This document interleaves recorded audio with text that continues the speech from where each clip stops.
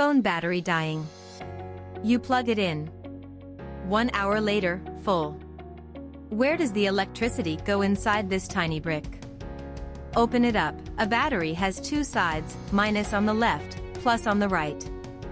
Between them, a thick liquid called electrolyte. Inside swim billions of tiny lithium ions. When you use the phone, ions flow from minus to plus.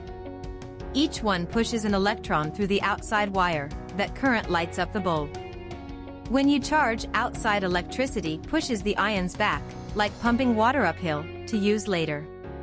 Same trick powers electric cars, laptops, and night storage for solar panels. A battery stores electricity through chemistry. Ions move, electricity flows. High school chemistry.